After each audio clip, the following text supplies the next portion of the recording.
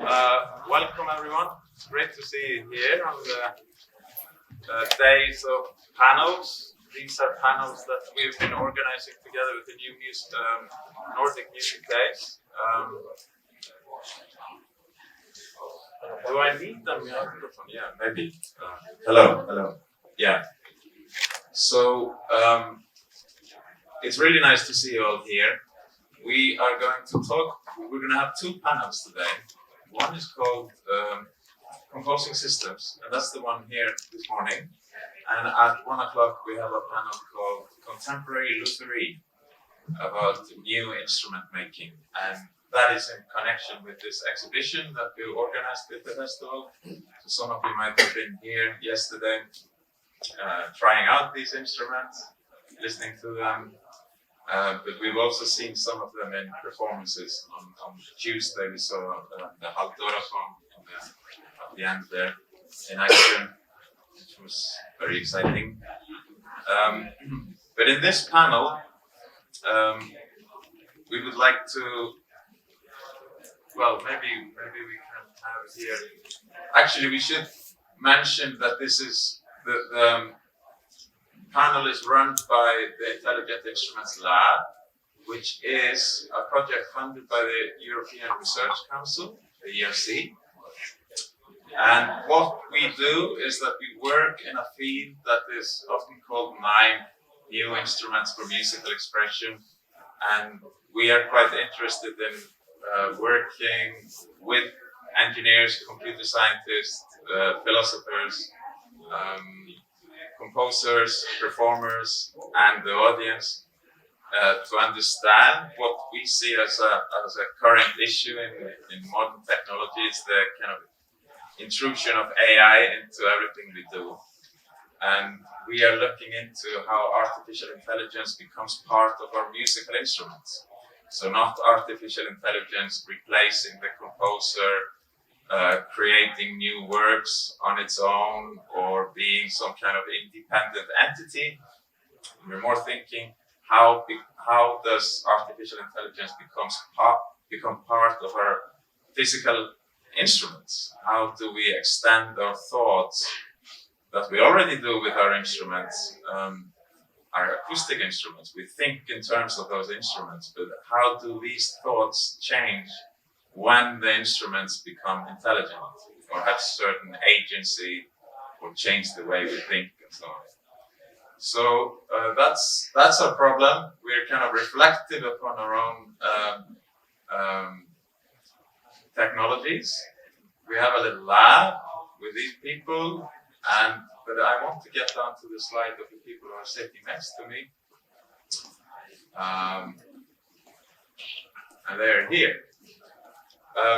We have here Halldór Eldjárn, Bergrún Snæbjörnsdóttir, Davíð, Brynjar, Franzson, and Sóley Sigurjónsdóttir.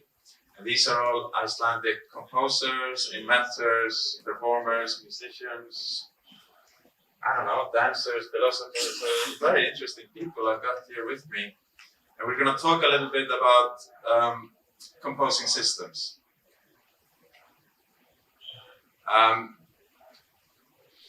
And there's a recent phenomenon, maybe not so recent, but we can see it increasingly, that composers and musicians have started to invent quite complex musical systems for their performance. So, in a way, sometimes the act of composition becomes an act of technology design or development. So the musical language that maybe 100 years ago would have been a language of music theory, and you would express it with notes and static notation. This is often turning into some kind of a knowledge of programming languages, of chips, of sensors and actuators, and it turns into a kind of knowledge that is often engineering knowledge. But who says that engineering knowledge is not musical knowledge? These boundaries are very fuzzy, and often you see musicians having, or music technologies having developed the technologies of their time in quite impressive ways. So we can see, for example, as I mentioned earlier in the week, that the church organ, for example, in medieval times, it actually jumped and kickstarted certain technological developments with the aero kind of technology and the pipes and all the kind of carpentry and metallurgy that was part of that technology. And it was some of the most sophisticated technology at the time. So we have new technologies, new ways of expressing ourselves with that technology, and this has always happened. The difference maybe now is that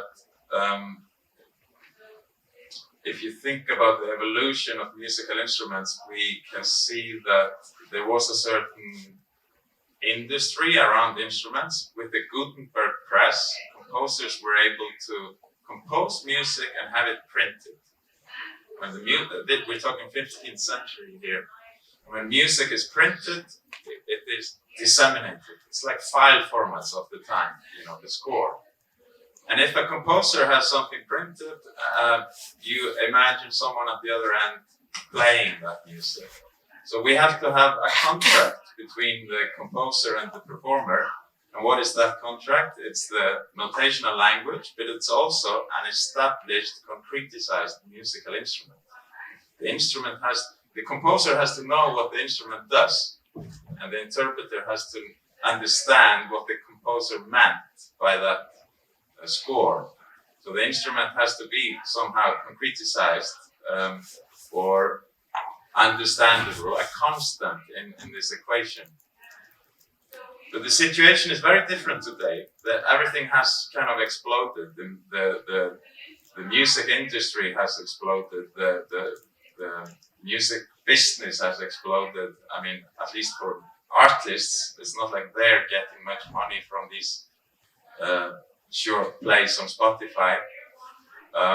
So we have a situation where touring and dissemination of music and musical languages, also with influences of other musical languages and theories, everything is kind of mixed and mashed up today. And I have the feeling that we're now in a situation where technology has become part of that language and a way for composers to actually compose new ways of thinking. So they are looking into new possible expressions through the language. And when I say language, I mean chips and programming languages and software libraries and so on. These are the kind of elements of thinking in new compositional work and performances. So I'm interested in this panel to ask some questions about how we are composing systems. Why are we making new musical systems? What's the kind of purpose? How does it differ from previous practices? And so on. So what our intention now is to have 5 minutes of presentations from each of my colleagues here on the panel, and then we have a few questions, and then we open up for discussion with you in the audience. I'm wondering if we should just start with Halldór, take it this way, or maybe for you guys it's reading from left to right. Maybe we should start from... Okay.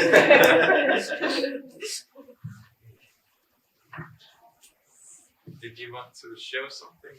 Yeah.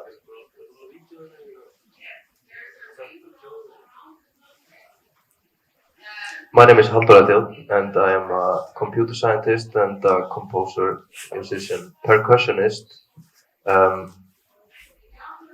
Is there a really strange EQ on this microphone? Yeah. So let's fix that while I introduce myself.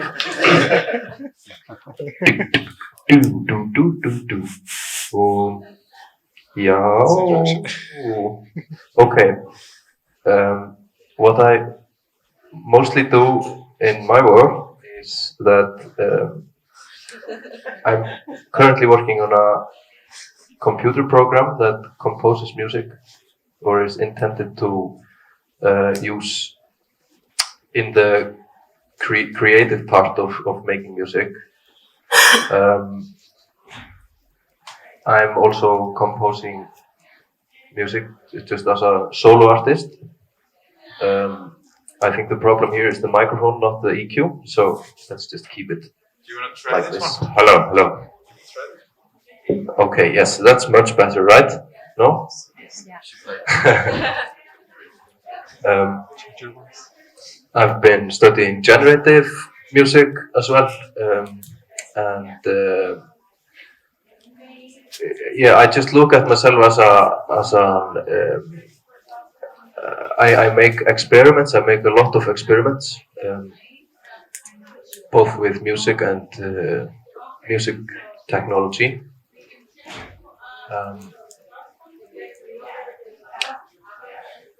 Wow.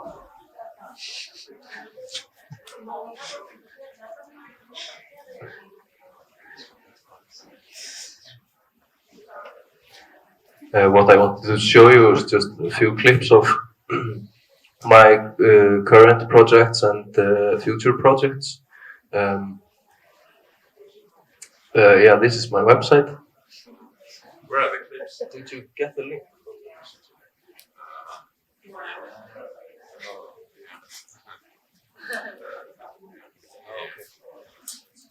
Well, it's okay. You can also just show the video that's beneath my picture there. If you scroll down, I have for example, I have an ongoing project where I go into the field and compose music, make a recording of it.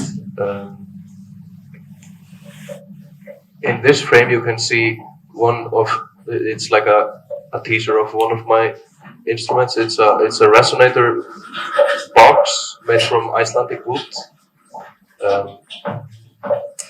It sits there behind the gear. It's basically for acoustifying electronic instruments, and there I am using contact microphones and picking up the sounds of some rocks for the intro. I call it rock music. So yeah, that's me, I guess. I'm always just doing something. Thank you.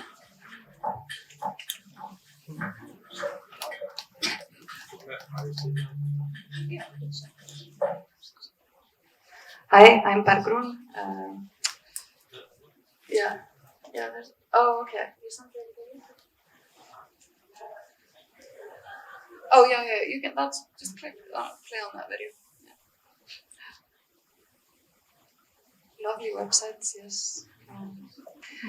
So I kind of wish I could go backwards in this video to explain the trajectory, I guess, but we don't have to do that. We're totally fine.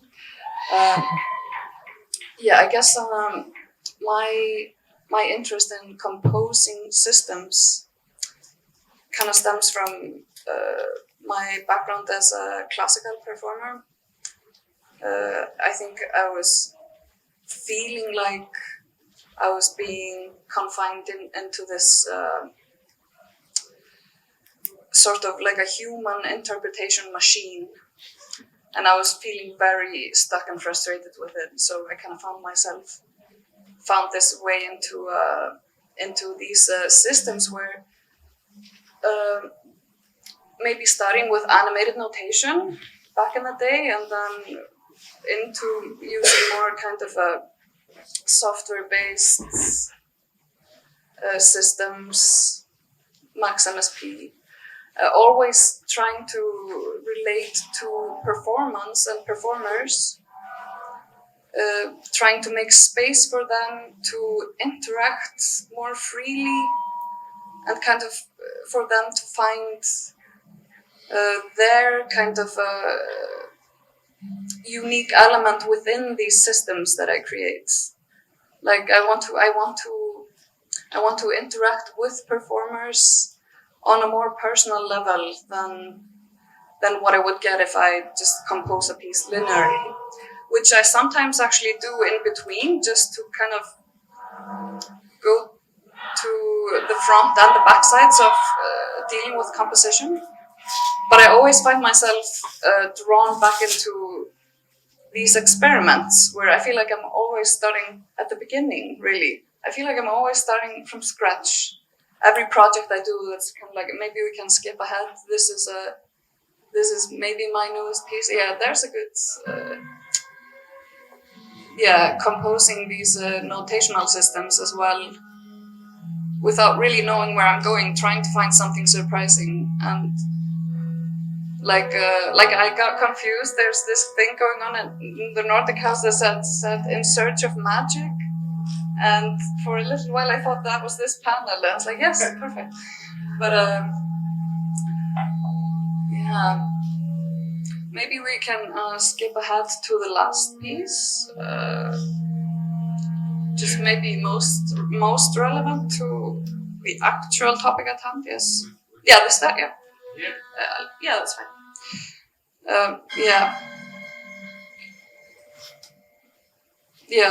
This is a piece where I use software that is kind of tightly controlled over time, but still randomized.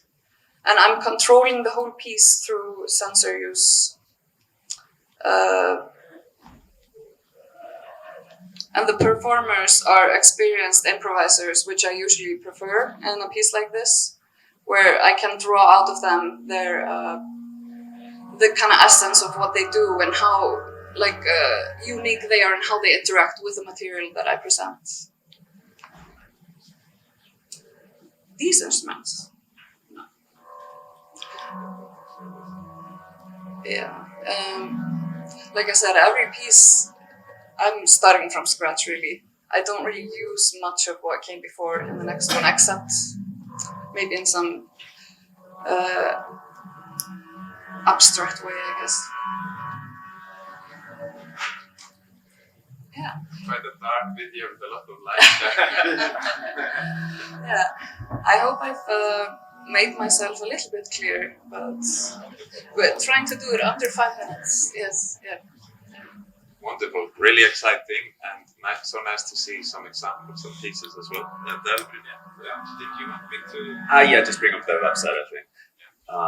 Don't put any video on it, just until I'll cue you. I'll do speed reading. I was listening to my niece practice her reading yesterday, so I'll do like a preschool speed read.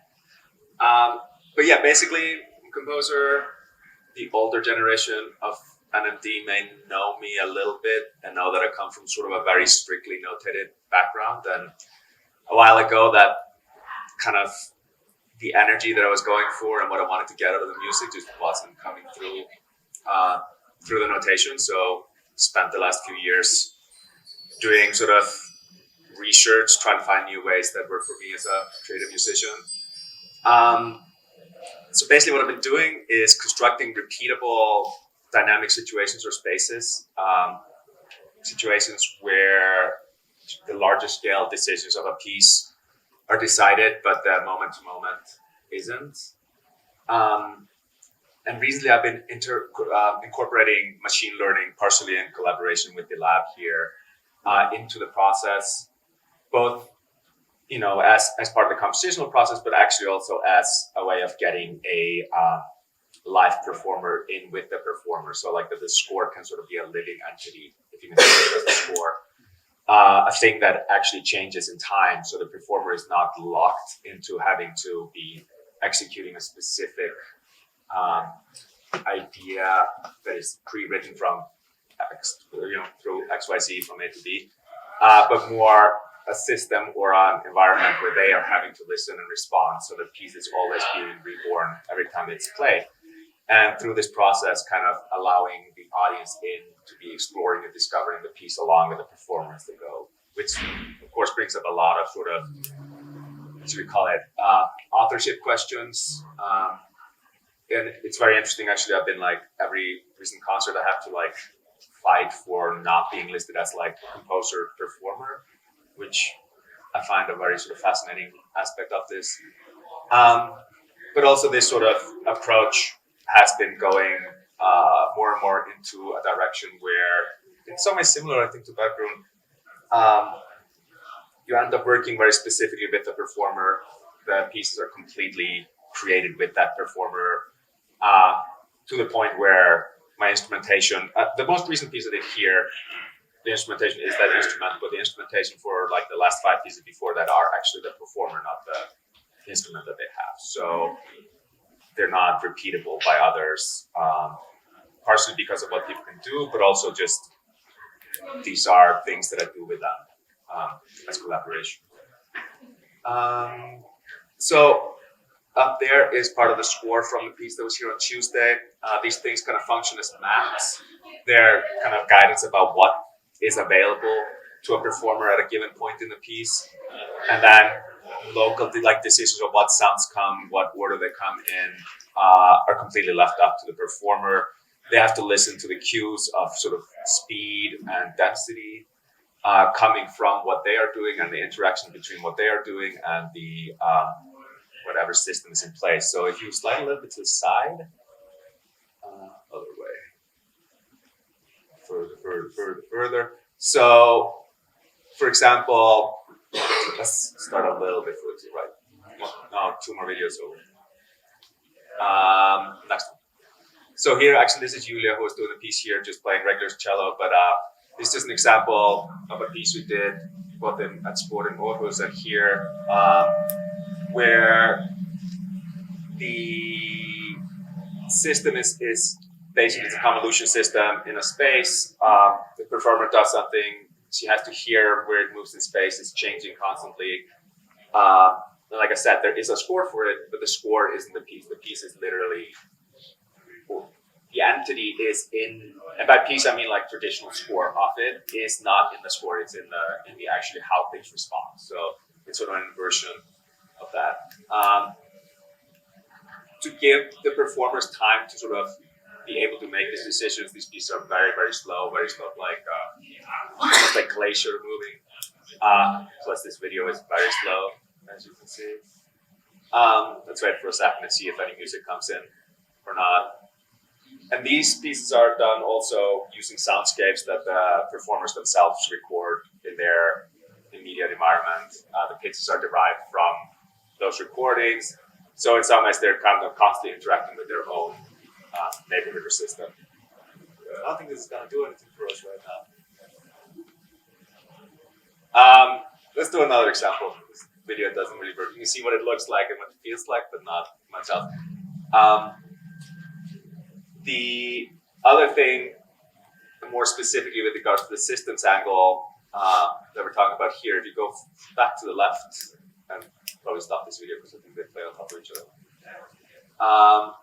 You can just see here the Halldór. This is early research for what this piece was here and what I've been doing here. This is a feedback instrument. And by placing an AI inside the feedback loop, you can make the instrument be self-playing. So the performer is performing on the instrument and the AI is performing at the same time.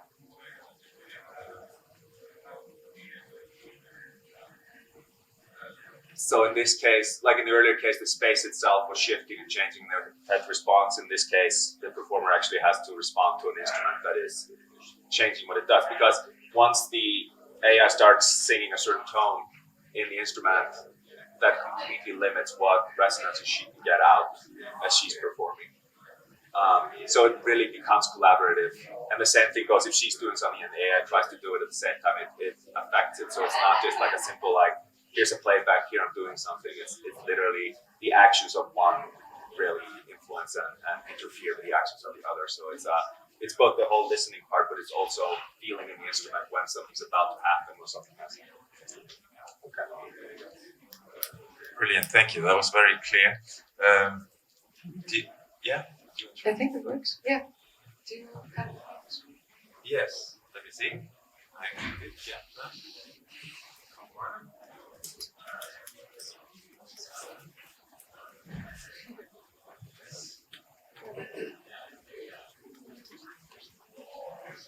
Hi, I'm Sóley Sigurjónsdóttir, and I'm a composer, instrument maker, performer, and I would say also space and bodies are a very important part of my work. My most recent project and still in process is these mannequins that you can see behind you. It's a wearable instrument that works with feedback. Yeah, maybe you can just play this that you can see there. I think for me this theme of composing systems and limits of notation is like actually very prominent in this type of an instrument because it works with feedback and therefore it's quite unpredictable. And I've often gotten this question of like, oh, but can you actually compose music for it? And in a way, this is a very conservative question because no, you can't write scores for it in a traditional sense. But what I've been doing with it, I'm still developing both the instrument and making a piece for it. But for example, what they're doing there is that I've made a very strict kind of sound palettes that are reproducible. I spend a lot of time finding like what is a character of each thing, and then this becomes like also a part of developing a choreography. So these things come together. Like this sound palette is a specific choreography that then they have to learn to play.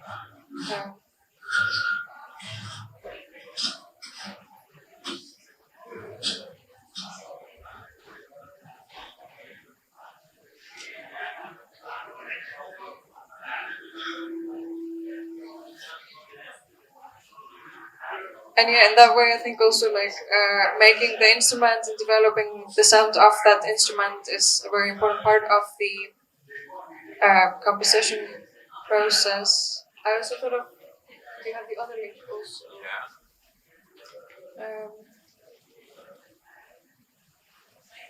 Yeah. Another work I thought is a bit older, but I thought actually reflected very well on this theme is when it comes to audience interaction. Oh no, you type it out. Yeah.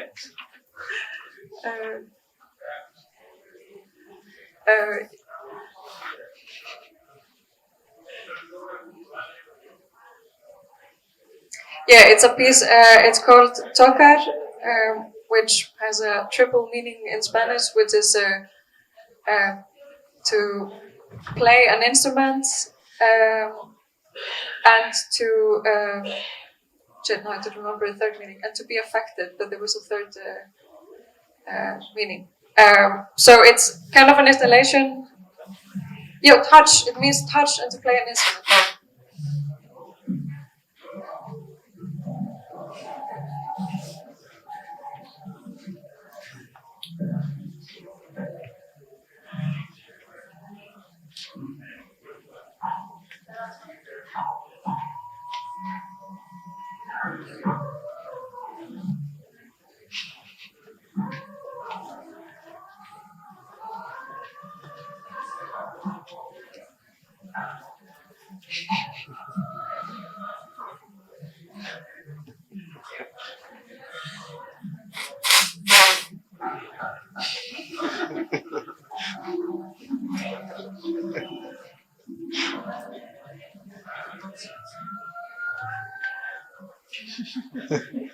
Yeah, so I thought this piece actually fitted this theme pretty well because it's kind of an instrument or an installation, but yeah, I mean the piece is the function of this installation. It has a specific code, which the most obvious thing is that like the body is conductive, so the more you touch the, I think it's, if you touch very little, it's very high pitch, and then if you touch more, it's slower, I think. But then there's some hidden parameters. If you tap a lot, that was what was just happening in the end, and if you hold for a long time, and in a way, I see this as like the piece is the instrument or installation, but then it's up to people to discover how it works and the possibilities of it, And it's also puts a lot of responsibility on the audience. I think this one worked very well in the sense that like everyone gets it to a certain degree. But I have another piece that was also for like 2 people participating that I had people being very offended because they just thought it was really boring. Those people that didn't spend time with it just were really offended because they just didn't get how it worked and was like, this is not giving me anything. So it was really controversial. It was actually the basis of this instrument that I showed earlier.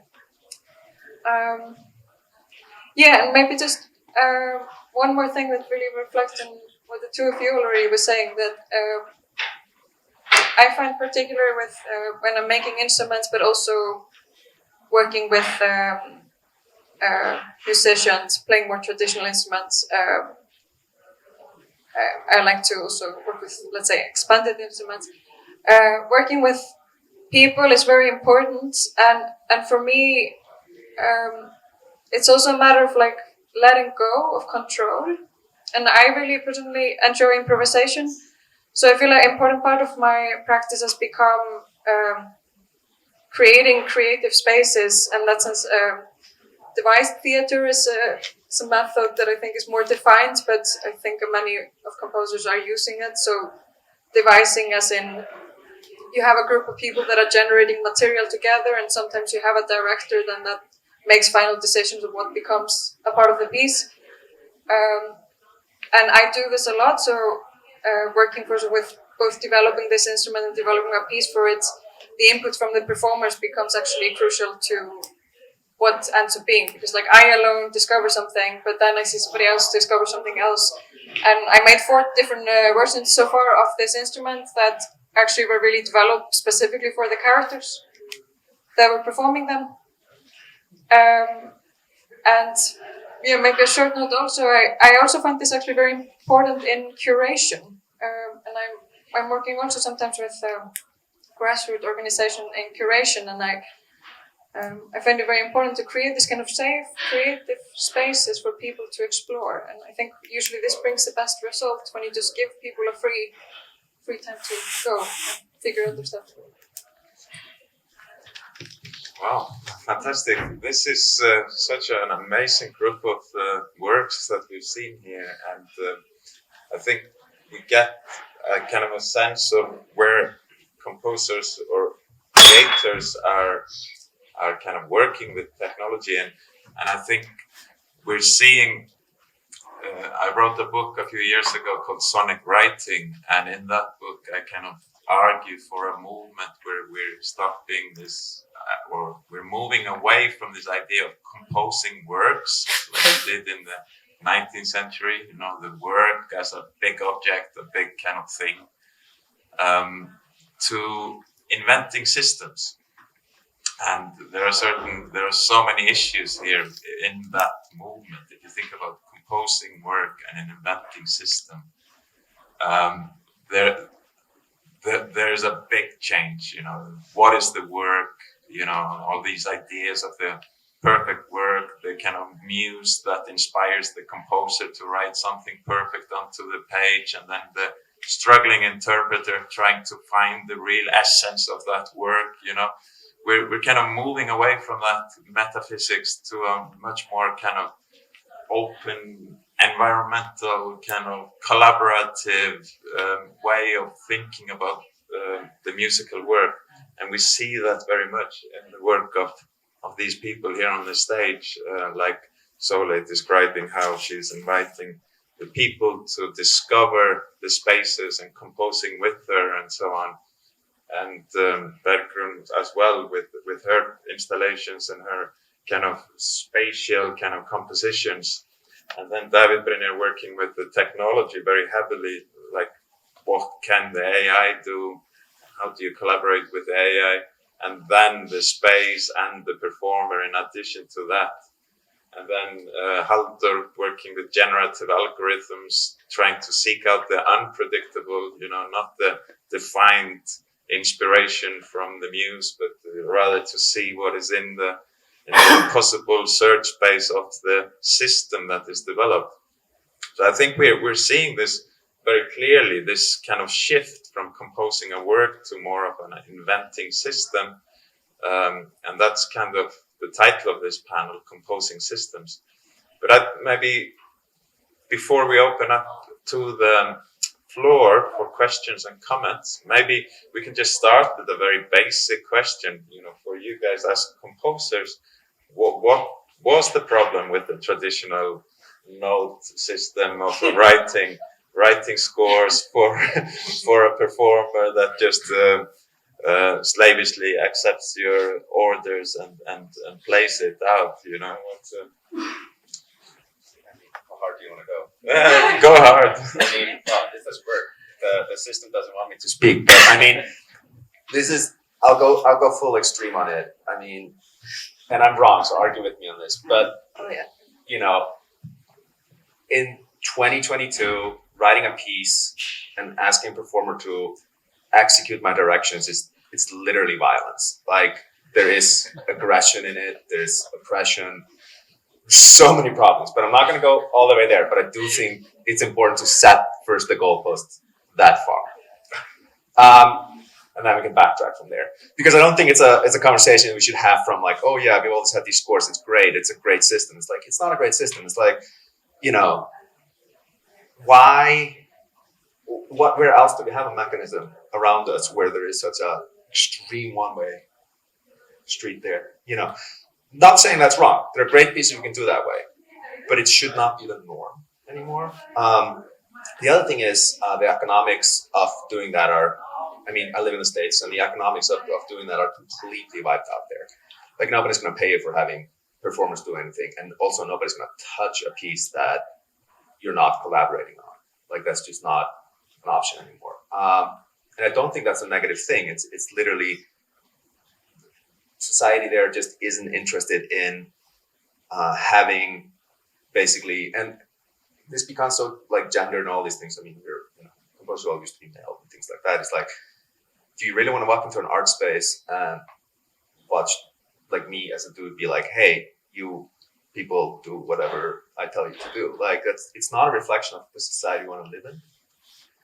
I mean, granted, I'm not sure we want to live in the other society that we're maybe pushing here, which is like, oh, we have an AI overlord controlling it, but there still is some like way of, releasing us a little bit from it. It's sort of, it's the job of art to explore that, to really find that boundary, see where these problems are. And I think for me personally, it comes from both that side, but then also just simply from the side that it's really boring to sit in a room and write music and then hand it to somebody who would execute it. It's like, you want to be with people who live, do something. Anyway, wanted to move the goal.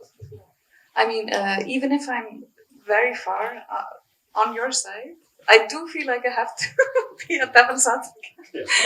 Because I feel like a lot of performers would be offended with the words.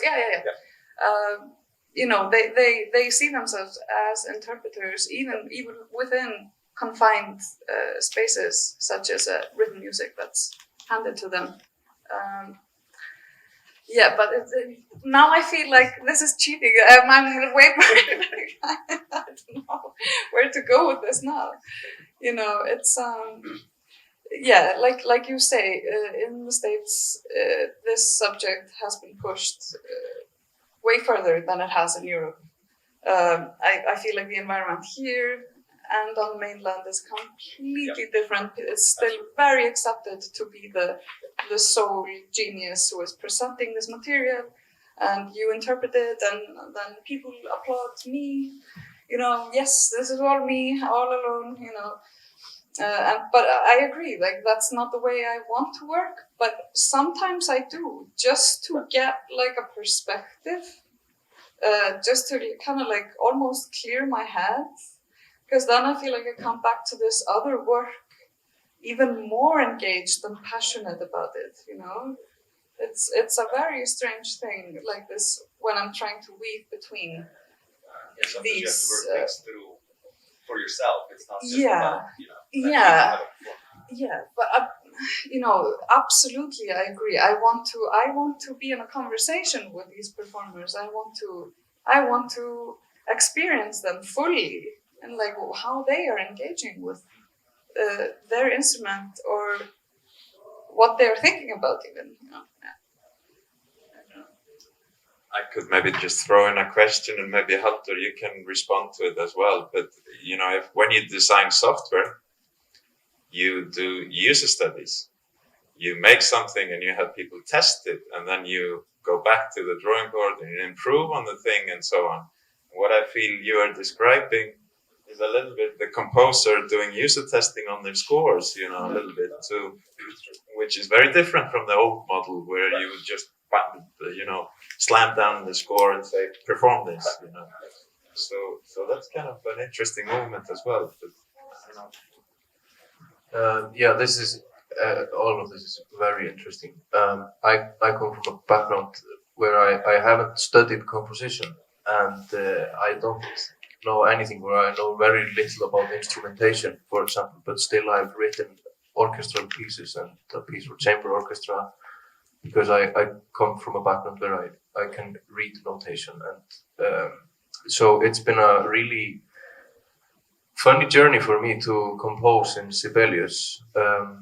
I've done that since I was just 13, or just playing around with regular or like classical notation, but I approach it like a hacker. I just Google the things I need to know, and can a cello do this, or can the flute go there, or something. So I try to keep within the framework of what's possible, but I'm also quite clueless about what I'm actually doing, and some things that I write are completely whack for the performers, but then I present it to the performers, and in my experience now, or like currently, the performers are always really into seeing some strange things happening in the score. They would go like, "Oh yeah, you don't normally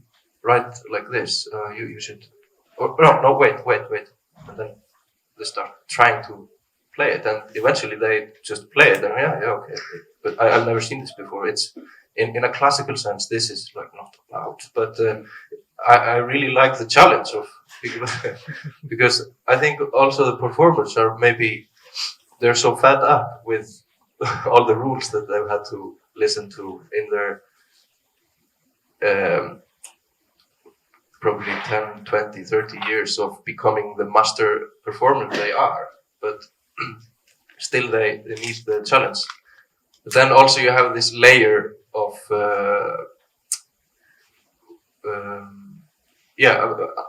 I might come as an amateur composer. I could look like an amateur composer to some, and as a really cool and forward-thinking composer to others. It's also a matter of the culture, like how much do you value having been educated or having gone the typical route of becoming a composer. I think that's what I wanted to say for now. But sorry, I just want to add that not all performers are fed up with No. as we run into, I'm sure. I think also, of course, we realize that we're in a certain part of music here, talking about certain developments in music, but there are other developments. There are cultures that are just studying traditional flamenco guitar playing, and they are busy with their own problems and so on that are different from our problems, and that's great. So we're not like in the bubble, the thinking that we are the only people thinking, but did you want to respond to the question of notation and Yeah, I was thinking when you were talking about the extremes, I wanted to bring the statement of why should we write strict music when we have robots? And this is the other extreme. I'm not sure if I agree, but it brings in this value of the human element that I think we're all maybe very much after. And just now when you were talking, I started thinking about, I don't know how correct this is, but I remember at some point being a discussion about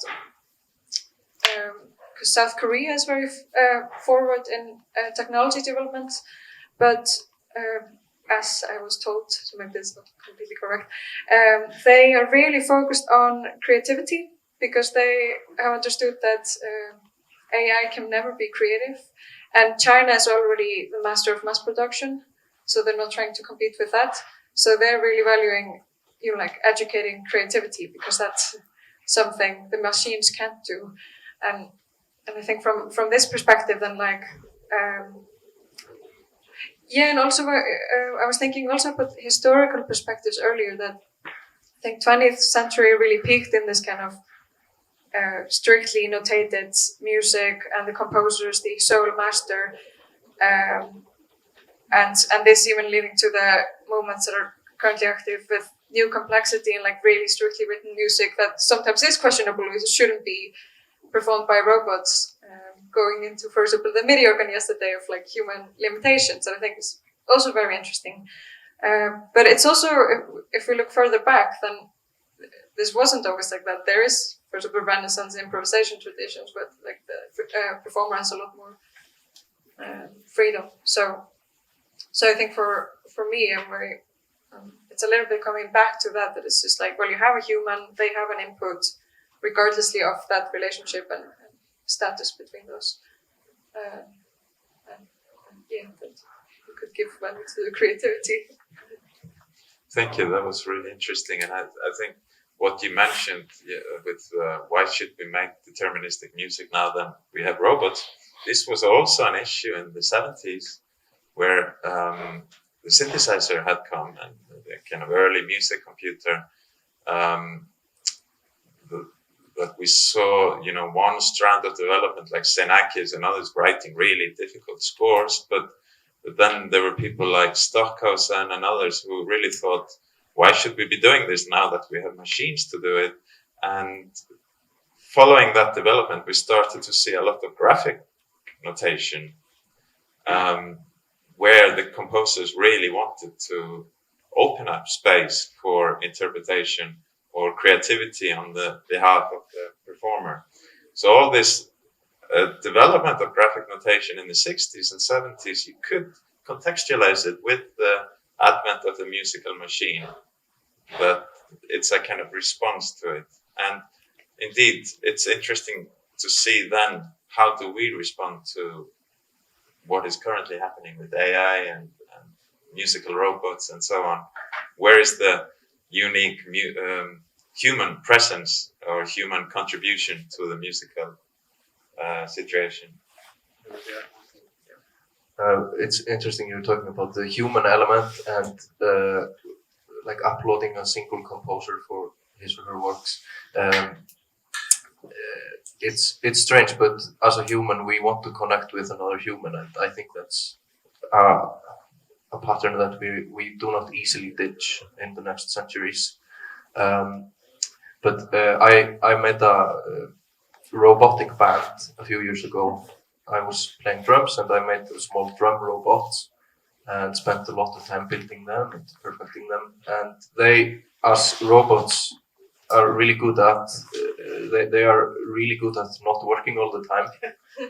And if we're going to measure this in terms of what people find interesting about the robotic band, was that they found it most interesting when they didn't work like as expected. I mean, if you imagine a perfect robotic orchestra playing like Take 5 or something, you can just imagine how boring that would be if everything goes as planned. I mean, the saxophone robot is just like playing. But as soon as they start to fail, then they are not predictable anymore, and we don't know what's going to happen. And all of a sudden, we are connecting to some brittle human element, and everybody starts listening, and something new is happening, and the machine is doing it. So I think that field is really interesting. I think a lot of things can happen there if we can just continue to make more advanced, shitty robots. Yeah, I think it also has something to do with how we perceive things. If everything is still and not changing, we stop paying attention to it. It's a survival instinct. So everyone's completely still. My mind shuts down. It's like if I'm listening to a robotic orchestra play Take 5, I would stop kind of perceiving it, really. So it totally makes sense. If something fails, my survival instincts kick in and I become alert. Yeah. I think also we need to think about humanity and maybe the move to post-humanity in terms of these robots, in that we already are post-human. You already are sitting there, but half of your brain is in your pocket, in your phone, and you're constantly thinking about your phone. There's a relationship. You're a unique person, but there is this relationship, and it might well be that this relationship will not be to an external device so much longer. It might be that we already have this in our brain. You know what Elon Musk is doing with the Neuralink and so on, and then we have prosthesis, external prosthesis of our bodies, where we can extend our bodies. You're experimenting with that in your work, and we will see in the panel at 1:00. Auki, he had the work this summer where he was controlling people's movements in a robotic way by sending them electric shocks to the muscles. So he was controlling the performer's body as if they were almost robotic muscles. So I think the distinction between maybe human and robots might merge in the future. And we don't have to have that dualism between a robot and a human. We are already half robots. We are post-human. And the interesting thing is how that's going to extend. Well, I can see Michael here in front of me. He had a brain sensor in his performance on Tuesday, remember? Those of you who were here. So that was almost like the kind of brain was going into the instrument unwillingly or not so much in his control. So the distinction between a human and a robot, I think, is very fluid, and we will see a lot of developments happening there in the future. But I'm wondering if we should maybe open up for comments and questions. I have lots of more questions, but maybe now some of you are boiling with rage or have a really curious question that we should really try to open up for. Is there anyone who... Yeah. You started this panel talking about notation as being a technological development. That was to do with the repetition of a piece. How much do you all care about the repetition of the work you're creating in a recognizable form? Great question. I can take that. This is a really good question. So, because she did bring up Sóley earlier, like new complexity, I come from extremely new complexity training background where, that had already been tossed out the window because the scores weren't even replicable at a point. So I just want to preface it with that. But one thing I started noticing with scores that I was working on like that was that the exploration started to be about what is it that I need to be constant in there and what is it that I can leave to be open. So in some ways, this comes really, the whole approach, the introduction of systems into my work really comes from the issue of like, what does replicability even mean in a musical performance? Because it's remarkable how much you can leave. Like there's so many arbitrary decisions you're making as you're writing a piece that don't matter to what it is that you're trying to say. Because so it becomes like you distill down, what is it like? And this is where I betray everything I've said earlier today. It's like there is a core that I want to get out there. There is my statement. The question is more, how much can I free up the rest to not be sort of imposing some arbitrary decisions I made on that part? So for me, it really is an exploration of like, what constitutes a piece, what is that core that I need to hear for it to be a successful replication of my piece. Right? So yeah, that doesn't really answer your question, but just to let you know that like that is it's a deep underneath it all. And I wanted to clarify a little bit about repetition, both today, as in Right. handing it to a different performer, but also in 20 years' time, whenever we're on 128-bit chips rather than 64-bit chips. Yeah. Because that's been an issue with me changing from some of my max patches from 32 to Yeah, 64. So repetition both into the future and today in Berlin or whatever. Well, the big speaker piece that was on the video there, the original plan for that was it had a lifetime of 5 years until I wouldn't be able to run it on the computer that I had it on. Unfortunately, it still works on my new Mac, which is not a happy thing for me. I don't expect them to work in 20 years. I don't expect them to work when I no longer talk to the performer because we had a falling out because we were fighting so much in rehearsal. There isn't the expectation of it surviving any of it. Documentation matters a lot to just be able to see what was happening, but I don't have a need for it to be there in 20 years. And also, I think part of that, and again, I hate coming back to that, so I mentioned a little bit earlier, but for me, there is no economic viability anymore. We used to need to have these pieces be replicated. All the Nordic countries have these big offices of selling orchestra scores, and it's wonderful that the system was there to support and do that. Nobody's going to pay that money anymore. I know that happens still in Europe, but it's gone. You maybe have 10 years, probably more like 5. And at which point, what happens when there's no money behind any of this is you can't keep these things alive, without there being really a personal artistic reason, or you find a new collaborator or something like that. But I watched this happen in up close, and So anyway, keeping it positive. Do we have any other answers to that question, or I can see there are other hands raised. Do you want to add anything to it? No, I mean, I kind of agree. The reason I make these pieces is mostly for myself. Very aware of there not being an economy surrounding, supporting these pieces. But I'd like to imagine that if there were to be a revisitation, there could be, I could try again in a way. Right. That's even more exciting for me. Just how do I make this kind of happen? Maybe in a new and better way, because now is the present and not the past, and I'm different now. And the people you work with. And the people I work with, exactly. Yeah. Would you be fine with somebody else trying?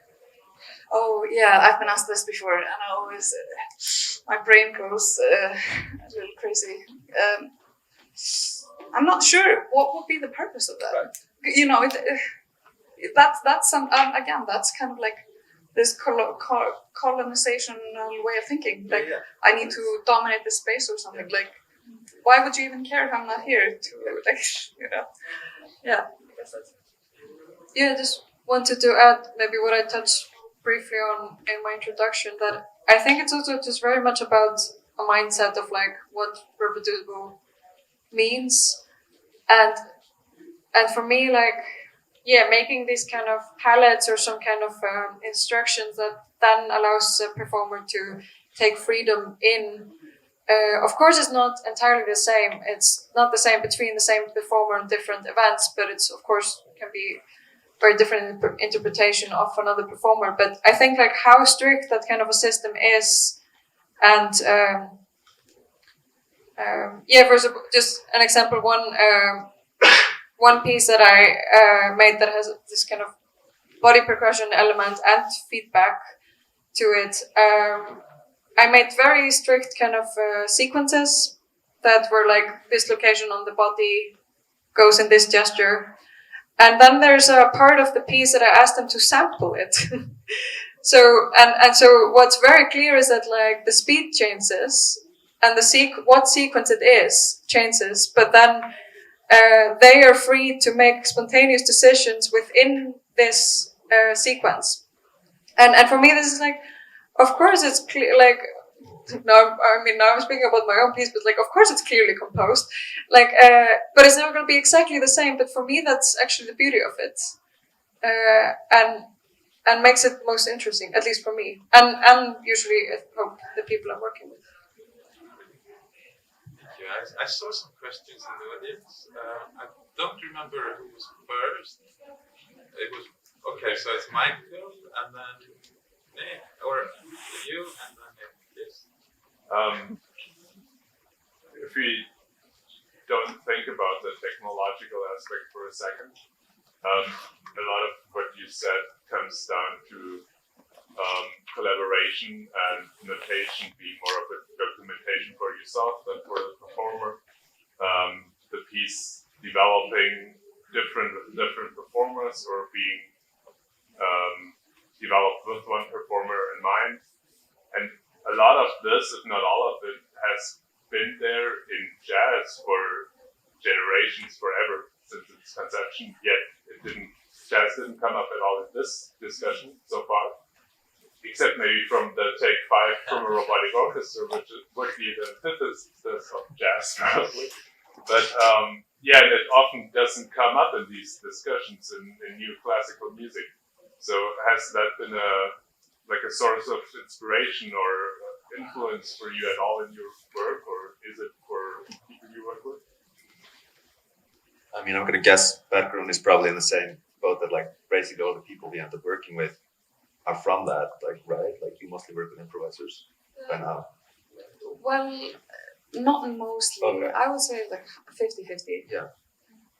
But I couldn't say that jazz has really been any influence in my life. I'm sorry. No, I think the influence is really in the performers that I end up working with. They tend to have originally trained in jazz. They're all like free improv people that also do new music. So like, you know, that type of performer is very present right now. And I think it's less that I'm influenced by the jazz. It's more just the reality of like, that's the music making that is around me. And that's where that thought originally came from. Yeah, and I would say it's kind of like also it's varied within those kinds of performers because you have people who might come first from a jazz background and then transition into new music, or vice versa. Yeah. Which I feel is a little more that's a more like murky water.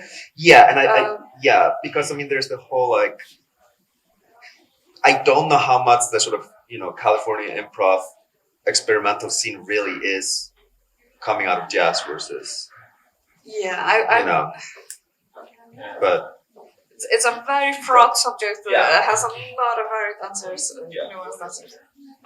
That's one of them. I don't feel particularly qualified to comment on this further, to be fully honest. I think it's a explosive material because the history of European colonialism and racism and all these things, you know, it's a really big question. You can see it already in Adorno and the way he wrote about jazz. It was all about written music, you know, the notated music versus the oral tradition.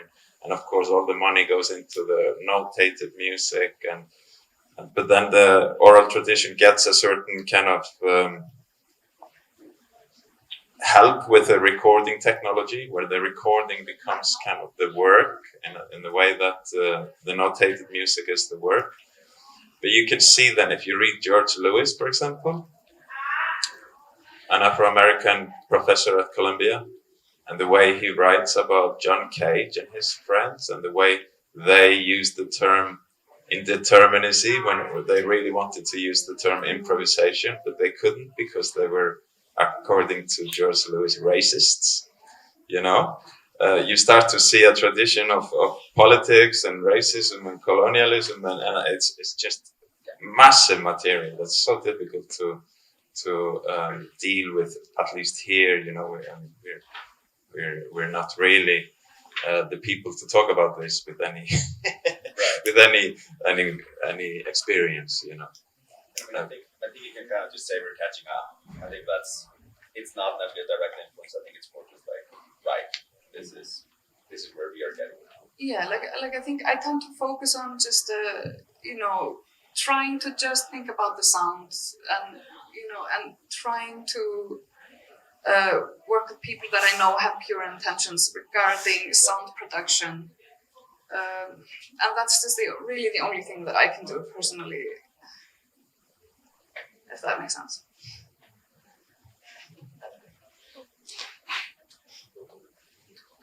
we can jump into another question. You have. Hello? Yeah. So I wanted actually to comment a little bit on you were talking about collaboration and that the industry were scores written for musicians just to perform the instruction, that it's dead. And I think I disagree with this strongly actually, because from my experience, what we are talking about now, it's we're talking about a group of people who have gone through the musical education and at some point became independent thinkers and musicians who want to explore music further. But really, for me at least as a composer, I work a lot with a classically trained musicians, classical music scene. And it all starts with education, and education hasn't changed. By the time a musician is 25 years old, say, they already invested good 15 years of their life practicing 4 hours, 5 hours a day to perfectly deliver that instruction. And it often happens that musicians, performers themselves might ask me, can you do something more interesting? Maybe we want to do something more explorative with a score. But as soon as they see the score, which is just, one step beyond a classical notation, they have either no time or no confidence to go into that. So for me as a composer, if I want my music to be played very well, the easiest way for me to go conventionally, write the conventional scores, because that's a very safe zone. And I work a lot in collaboration as well, but I think it takes very particular personality, a particular performer who will want to work in that explorative way. So yeah, it's not particularly a question, but a comment, and I thought maybe you have more reflections. Sorry, no, but this is ultimately your choice, right? You choose which way to go. If you want to find someone who you can work intimately with and work on something more open and experimental, right? Or if you want to do the other thing, right? And I mean, Does that make sense? yeah, I do think that is like a major part of it. And the other thing is my pool of collaborators right now, maybe 3-4 people I work with, I'm in touch with every day. It's a very different way of working. And part of that is because I couldn't anymore with classical musicians get what I wanted to do. And it's a choice. It's like what I needed to write. Like it literally just didn't work in that system anymore. There is also like a flip side on that, which is like maybe the Scottish people here can tell me more about this. But like as far as I understand, I know that in the art university here, being able to read notation is no longer a requirement to study composition in many places. So it's like, yeah, this is true that there is the conservatory training, but a large part of the composer training now is no longer even like the people that are being trained are not. It's not even an option to work with that. So yeah, it's just all and this all is changing, all open. Yeah, and this is something I deal with a lot when I'm choosing like what project I should actually take on or focus on. I can see that the performers are probably not going to be used to interpreting some sort of personal open notation. Then I have to make the choice. Okay, I'm still going to work with them, but then I have to figure out how to work within these boundaries. And that's something I deal with all the time, and it's very confusing. But that becomes you have to figure it out. It's not like you do what I'm not trying to impose it upon these performers. Just what you're doing. Yes, exactly. I think you also touched on a very important subject in this, like in terms of education.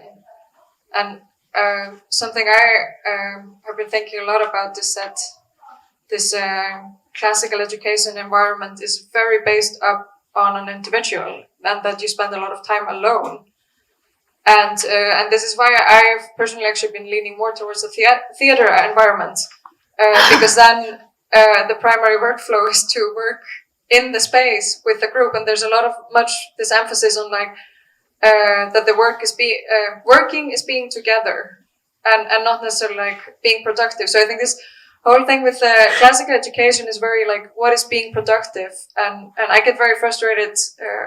I don't work much with classically trained or like classical musicians, classically trained at some point, of course, but very often. But because there is this attitude of delivering a score that is perfect in a way, and that both frustrates me and it frustrates maybe them.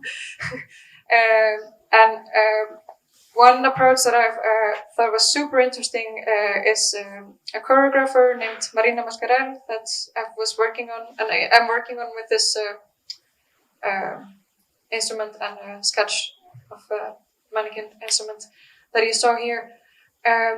She emphasizes play a lot in her work, and so with dancers primarily. And as a choreographer of contemporary dance, then of course, like if you work with companies, it really has to be composed strictly, and you really teach them something that is really thought out from scratch. But she also works with freelance dancers more on more her own initiated works that then are relying a lot more on the performers. And what I think she's really good at, and I think is really, really, really inspiring, is that she is really good at creating very playful environments. And I've actually sometimes been at this point that I'm like, okay, now we're just fooling around, we're not being productive. But this is actually an incredible way to create material because people feel safe to explore and be silly, and that actually creates a much more,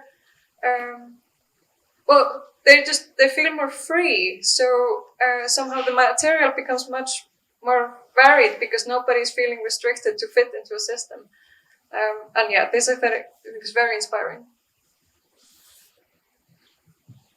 Thanks for the question. And I think maybe we should just emphasize or kind of get a little bit of a context that, of course, when new developments take place in culture, it's not like everything else is burned. It's not like the futurists who just wanted to get rid of past culture. Things will still exist. There will still be conservatories with training of people playing the violin and so on. But we're talking here about maybe a new kind of growth of culture that is kind of becoming quite prominent. And we're kind of trying to understand what that is. But yes, we had the question.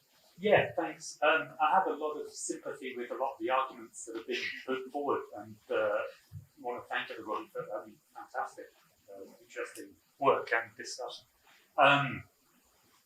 Just following that line a little bit, I wondered if do we think about sustainability in terms of cultural sustainability and the technology of the approaches? So we're focusing on different kinds of innovation centered on our own personal kind of motivations and creative practices, which are sort of interrelated but themselves diverse. But are we thinking about like the scene? Somebody mentioned scenes earlier. Like, what's our scene? Who's our audience? Are they going to come back? Do we care about that? Like, it's sort of related to the repeatability idea a little bit, but also about where the stuff happens. It's a bit also related to the economy idea, like someone's going to pay for it in some way. It has a value, it requires people's input and time and a lovely, beautiful space or some other useful space. So it's like, how do we sustain it if we're not part of an industry or a kind of, so we use the term sausage machine. I don't know if everyone understands that. Like some machine that produces this. It's a great question. I have thought a lot about this thing where composers and even pop musicians,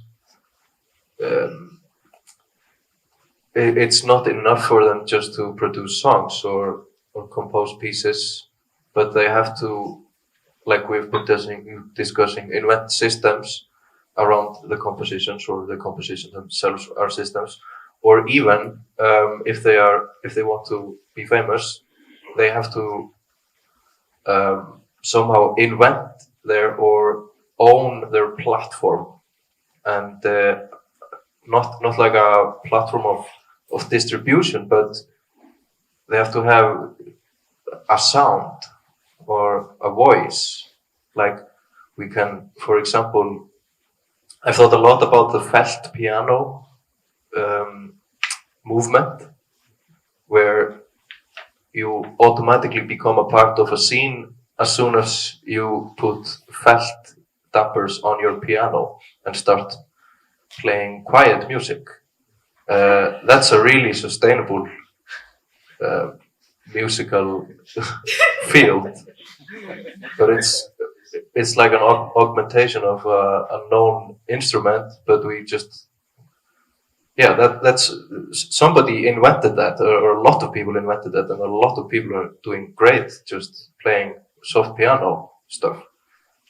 It's a lot of Icelandic people. I'm not going to name any names, but we also must bear in mind that it's also music and it's also relevant. And I should say we should respect that music as much as we do with most experimental stuff. I think the invention, the focus on inventing has moved from what can I do with this traditional notation? It has gone from that to how can I invent a non-traditional notation? So this pattern repeats through history.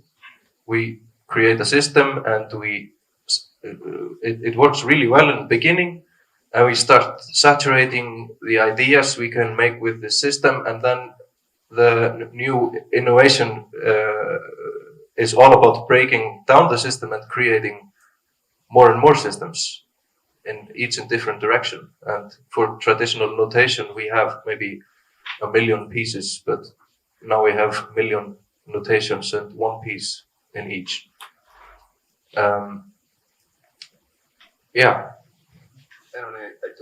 think that is extremely important stuff, but taking it a slightly different way. Like, for example, here, there isn't actually a scene around Mengi, but Mengi is the scene. Like, everything goes through this one location. Same like I live in LA. There's one venue where everything goes through right now, because after COVID, everything else goes down. Single venue. So that means all experimental drone rock, all ambient, all sort of improv, and all new music go through in one venue. Meaning the scene stops being, we are new music, we have it. It's more just like people that like weird stuff and they go to see this. Side thought on that, though, is an extremely successful thing, and it's just like, so you make money in the future. There's a series there called Floating that you just get a text message every week about what shows, and like you just text back, you get the location, you show up in some park. You can only do this where the weather is perfect. Somebody has a generator, there may be an improv, there may be an ambient thing, and they basically managed to get the whole sound bath crew to come showing up. So like you have 200-300 people showing up to just listen to slow music, slow time in nature. Everybody's happy. They don't care if it's us. They don't care if it's, some, Duntal or whatever, whoever is playing that day. It tends to be like either experimental people or like pop musicians aging out of touring. But that seems to build up an audience, not for a specific subset of the experimental scene, but rather you get these umbrellas for all the experimental stuff. And so, yeah, I do think, at least for me, this may not be true for anyone else here, but like, because of where I am, what I approach, like, you end up not being part of the whole classical music scene. And I mean, out there really isn't that much of it, but it's also just, you're not going to see the same audience, I think, necessarily as you see at the Symfo. It's just, you end up deciding, okay, I'm going to go with that crowd, not for any like aesthetic reason. It's just like, oh, hey, you'll actually accept me in here. Okay, I'll hang with you. Yeah, I agree. It's more about creating this umbrella space that these things will actually fit in. In my experience, that's the only way this actually works. Like in New York, we've got Issue Project Room, we got Roulette. These are like kind of catch-all spaces. where people are just open to experiencing new things. And that's the audience I want anyway. I think the question is really interesting because, I mean, also sustainability, there's cultural sustainability that we've been talking about, but there's also technological sustainability. I mean, the instruments, they won't work in 10 years' time. 5 years, or maybe tomorrow. But then what is it is left? You know, if you compose a piece, Davíð Brynjar said, that he's not interested in it being reproducible in 15 years' time. It's the documentation that is important for him. And in a way, I can really understand that. Well, of course, the real-time performance is the thing, but then there is the documentation.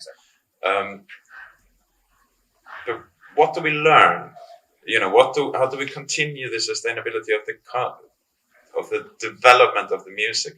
And that's where the technology is not important, but the methods and the ideas. So it's almost like we have,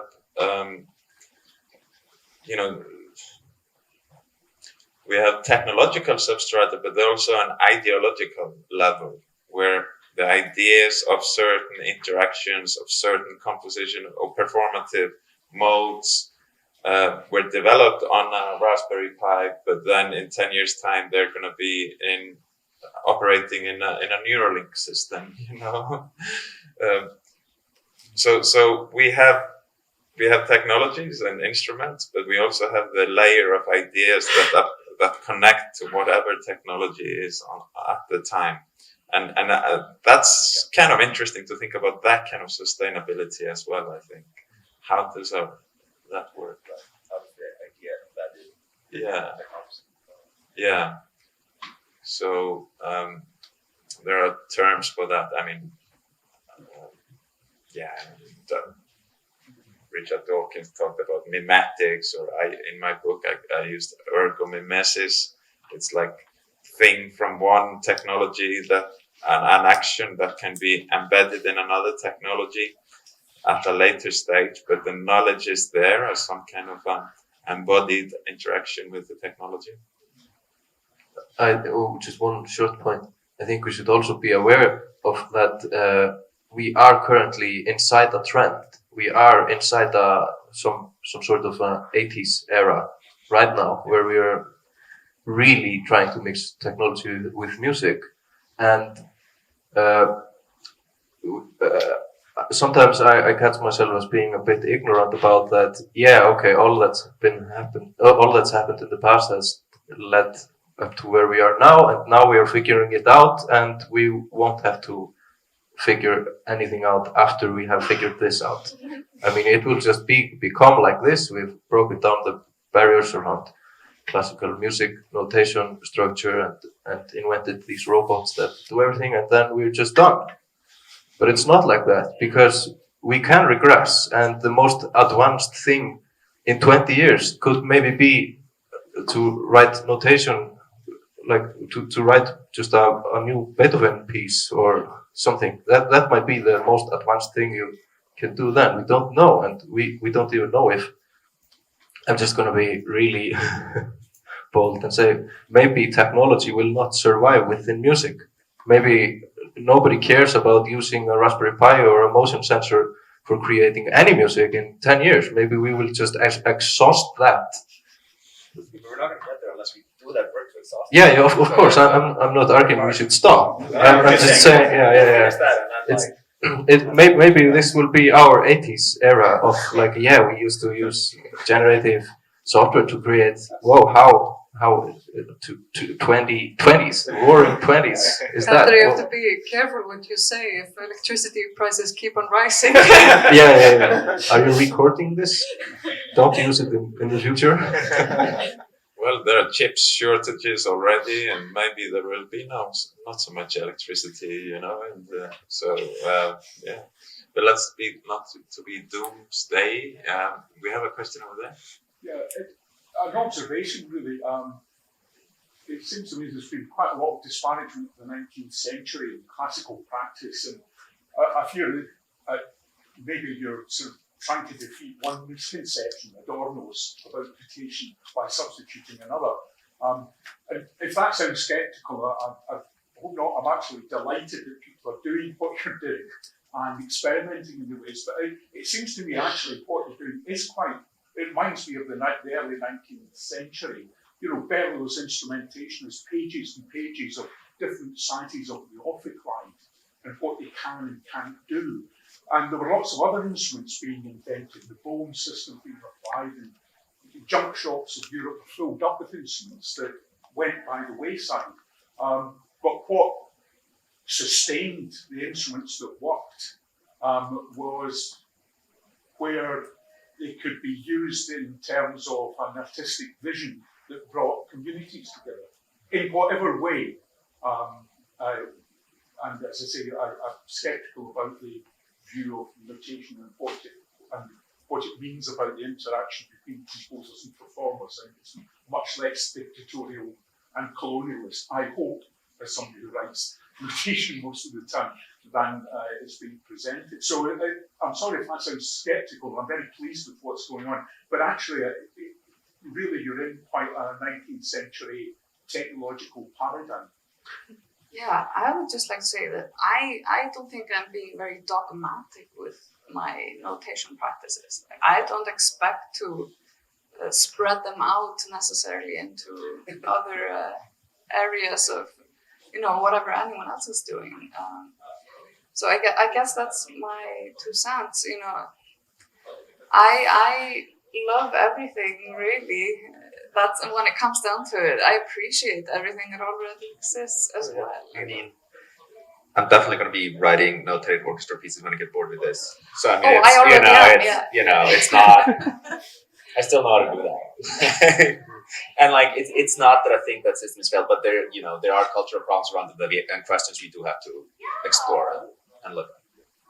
Yeah, I think also the question is not about notation, but about where the focus is in the composer.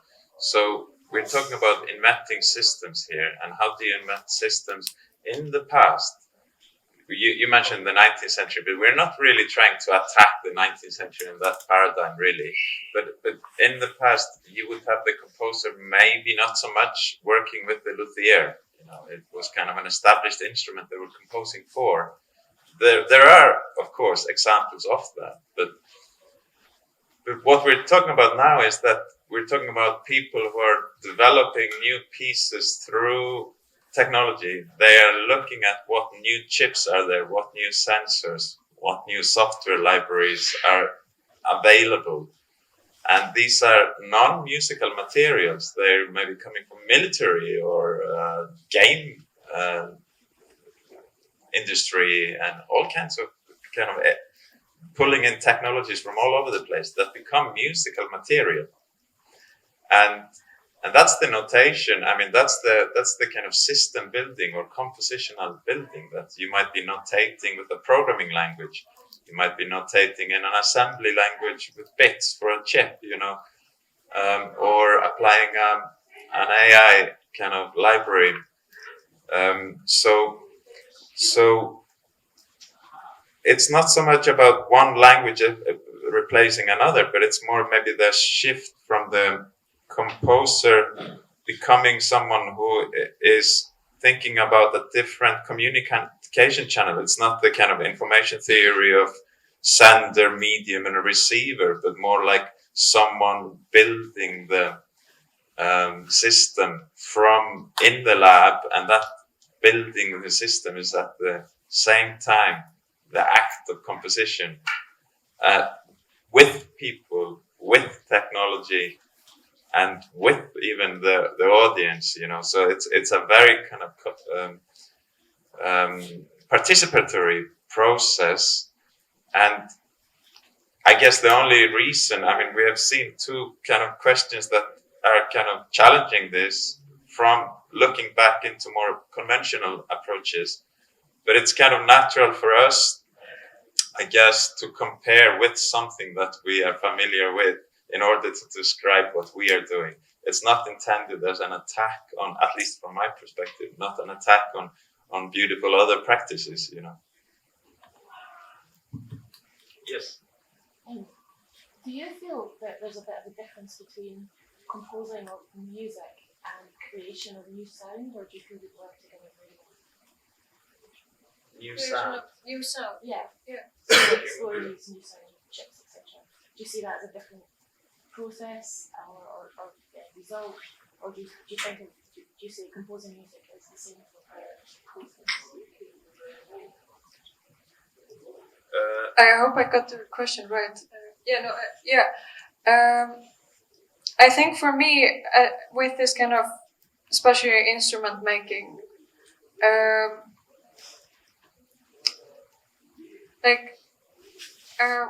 with actually many of these instruments that are here, you can't play, like, it doesn't have the same possibility as most traditional instruments or like classical instruments, because thinking now.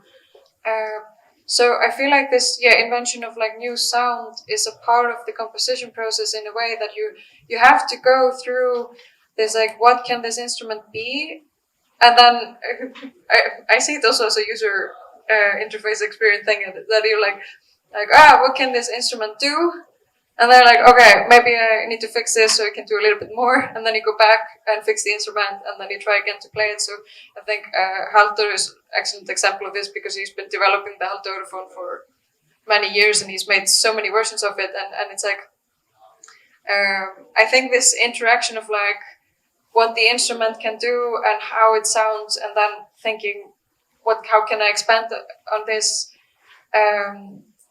is a crucial part of the instrument making, but then that becomes also a crucial part of the composition and what you can do with it. So, of course, like if you're making a new instrument, in many cases you're making a new sound, but then I think you also have to adapt both your compositional process and the notated parts parallel to that.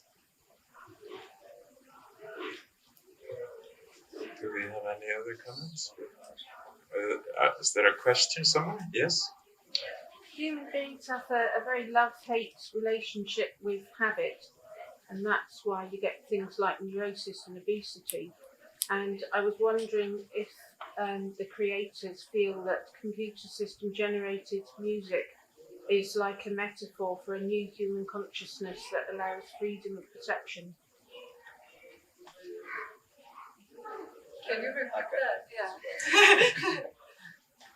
Yeah. If habit leads to problems, then is your music a metaphor for new consciousness where freedom is granted but under a controlled circumstance?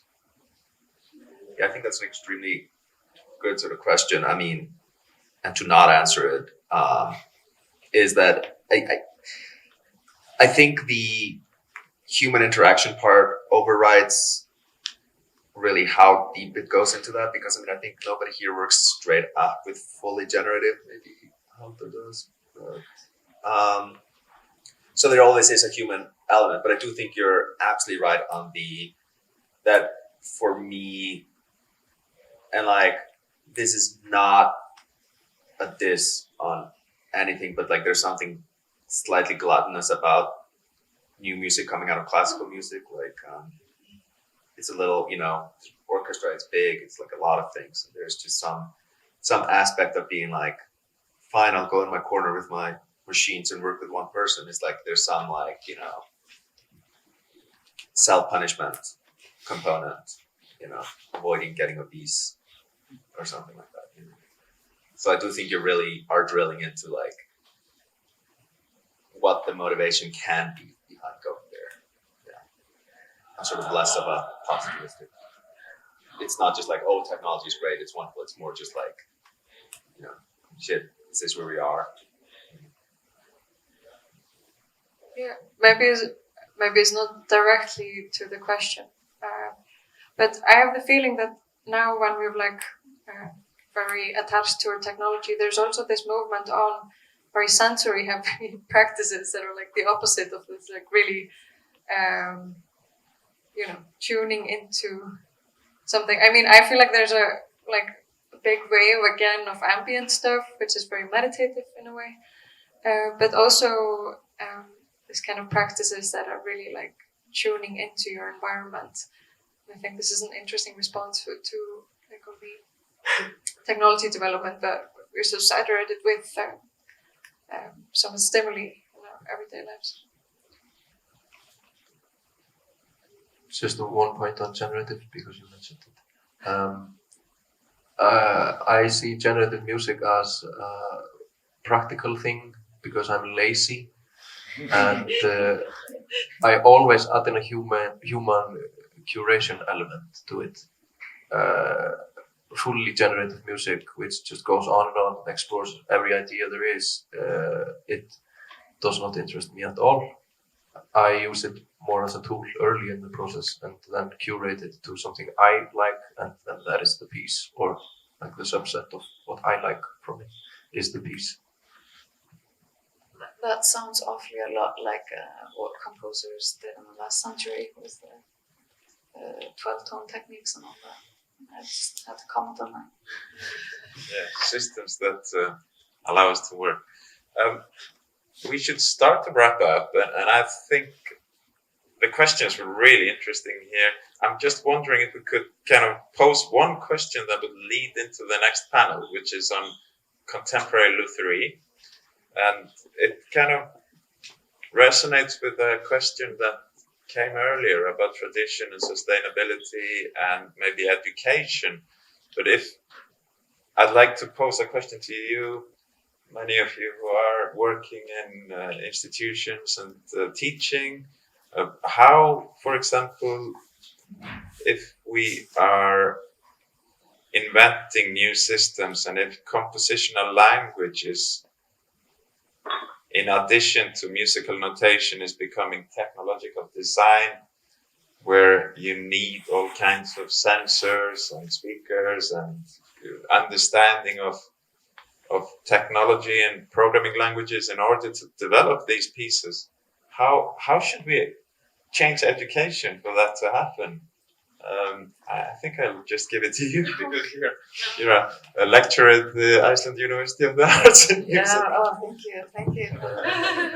Yeah, well, all I can say is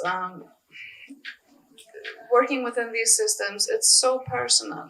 This is not something that you should tell people to pursue.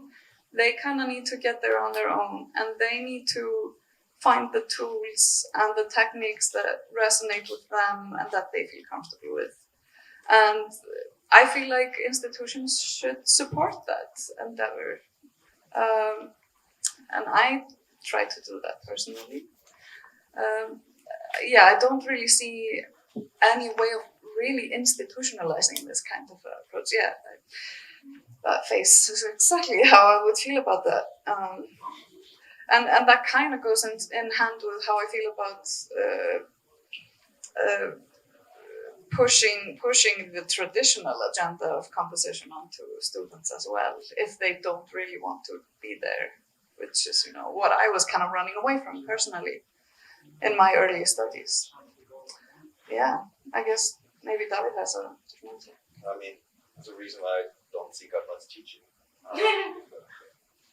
And like with regards to teaching, like the way that I've done in the past, I'll have like one student for a longer period of time, and it feels like a thing that you can assist somebody in their search, but you can't really tell them. So I mean, I don't know how you do it with multiple. I'm not capable of doing that part. So yeah. No, I was just thinking about at least how classical music education is today. I was just more thinking, like, what would happen if we would teach composition from the very beginning? Like, often kids learn music theory quite early on, parallel to the music studies, and I can say for myself that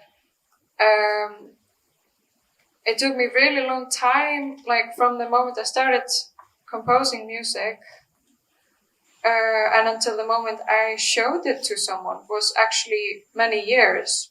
I think, maybe I'm wrong, but I think this is more common for girls.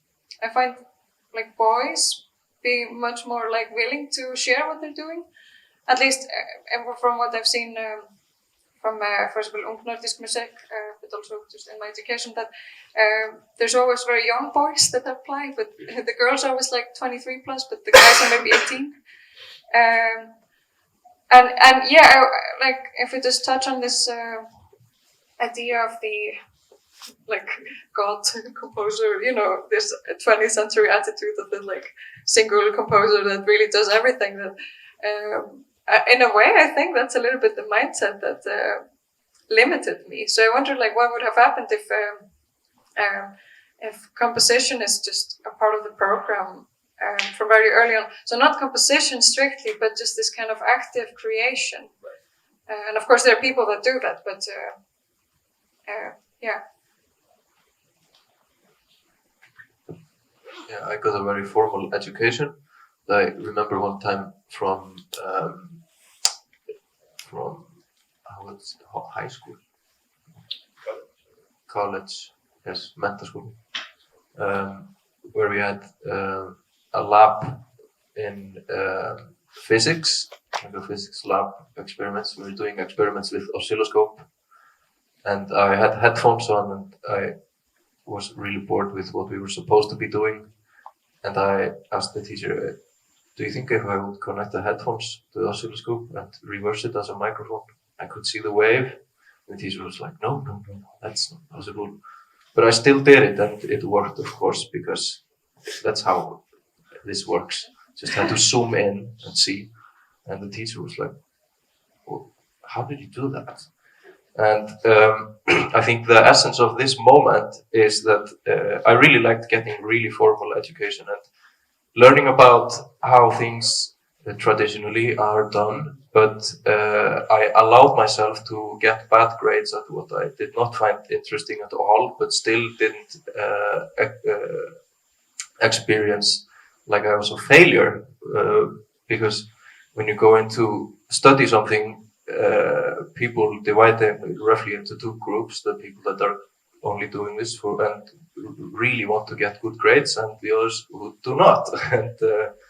And maybe the education system can change in the way that we still have like formal grading, but we maybe lower the importance of getting good grades, or tell people that, hey, here's an old and classical grading system, but feel free to get shitty grades if that's what you want, but please finish the course or something. I think we abolished grades at the Iceland University of the Arts, right, Einar? Yes. Correct. No more grading. Happy. But I really like the rebelling part of getting bad grades. So No, I just wanted to touch on also the topic of education in like this kind of composing systems, and many of us are making instruments or working with electronics in different ways. And for me, it's also very interesting how say electronic music education does not, in a way, touch up on history. It's in a very different way, because like classical music education is really like, oh, you have to learn the Bach counterpoint. But there's a very different attitude towards more electronically focused education. Like, why doesn't everyone learn to play the theremin? Like, and at least for me, the only thing I had was in. So I did both the composition studies and Institute of Sonology in The Hague.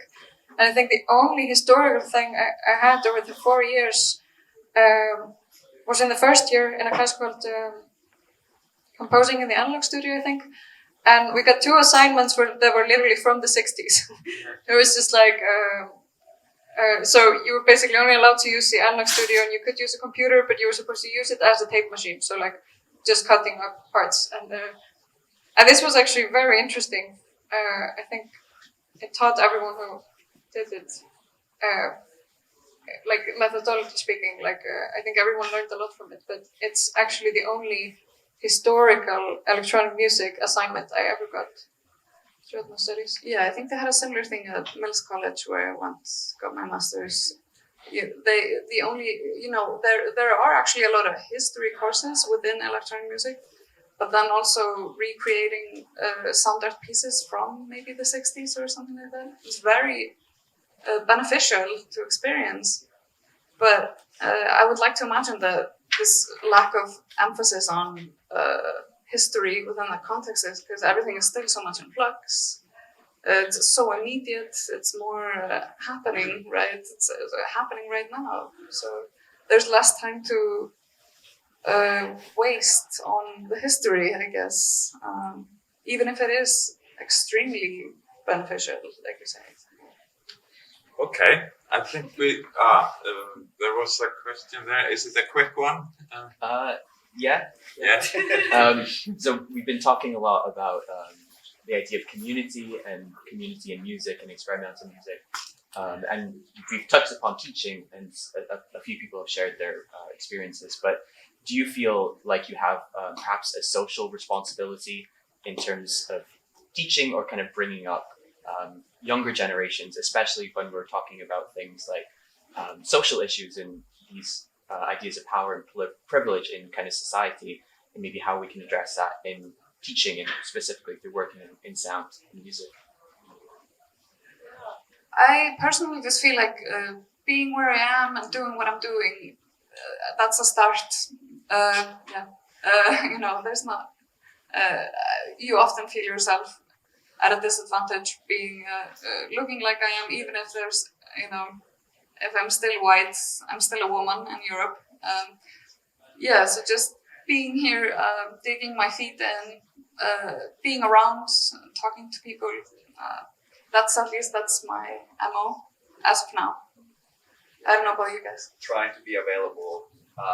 And then, like I said, I tend to have one student at a time, but I make sure to try to have somebody that I'm working with, because there were people for me throughout my whole life. I had the privilege that there happened to show up people, and I think history is funny. We gain so much from Paris elsewhere, but I lived up in Akureyri, it's up north, and I had the counterpoint teacher of the Krakow Conservatory teaching me up there because the wall came down and everybody needed a job. So you start realizing, right? Yeah, you need to make yourself available. So that's all I need to say about that. I think a lot of it is also about open source and open access. We release stuff open source. We make YouTube videos, workshops, and to kind of communicate this not only to the people in your vicinity, but also there are people in other parts of the world that can now use our software and learn from videos and so on. So that's really interesting. But I think we need to wrap up now because there's lunch. But so just to kind of talk about this panel, we've been talking about composing systems. In the panel after lunch, it is contemporary Lutherie. It's more about established instrument makers, not kind of hackers, composers who make one system, but more kind of people like Halldór Eldjárn, who has the Halldóraphone there, or Ulfur Hansson with the electromagnetic harp. You see established instruments, and the question there might be with education. Okay, how are we gonna set up an educational program for the Halldóraphone, for example? Is that a question? So we're moving from this kind of ideas perspective to a more established instruments in the second panel. And I hope you can make it to the panel at 1:00 today. That will be run by Nicola Privato with some really interesting people. But it was really nice to see you all here. Fantastic questions. And thank you so much to my panelists here who gave such a beautiful insight into their work. So thank you very much.